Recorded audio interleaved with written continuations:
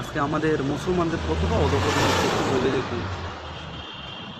যে বিয়ের আগের দিন গায়ে হলুদ নামক যে অনুষ্ঠান হয়, এটাতে যত ধরনের অশ্লীলতা থাকতে পারে, যত ধরনের নোংরামি থাকতে পারে, যত ধরনের বেয়াপনা থাকতে পারে, এটাতে সব কিছু করা হয়। এটাতে সব কিছু করে তারপরের দিন দেখেন আমাদের মানে দিনের জ্ঞানের দিনের যে জ্ঞান আছে এটার কতটা স্বল্পতা, এটা মানে এটার মাত্রা কত, এটা লেভেল কত নিচে নামলে, আমাদের মস্তিষ্কে এগুলো কাজ করতে পারে। দেখেন আগের দিন অশ্লীলতা করে, পরের দিন মনে করেন যে আপনার ওই হুজুর আইনা বিয়া পড়ায়, হ্যাঁ ভাবে মনে করেন যে যাক আগের দিন যা করার তো করছি, পরের দিন তো সুন্দর মতো ওই মিলাদ টিলাদ করছি, যাক আল্লাহ মাফ করে দেবে। এবং অনেকের বলতে শুনি যাক আল্লাহ মাফ করবো, আগের দিন খারাপ কাজ করছি, পরের দিন তো ভালো কাজ করছি।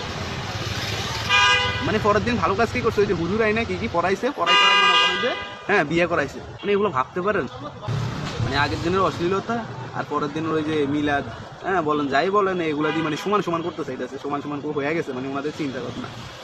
মানে এগুলো ভাবা যায়। আল্লাহ আমাদের মাফ করুক, আল্লাহ এগুলো থেকে আমাদের রক্ষা করুক।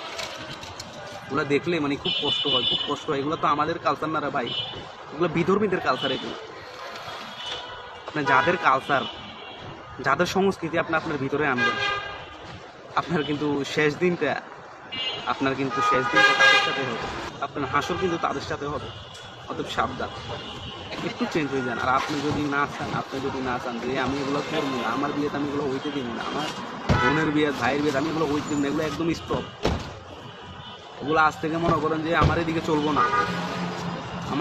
না, অন্তত আমার পরিবারের কেউ এগুলো করবো না।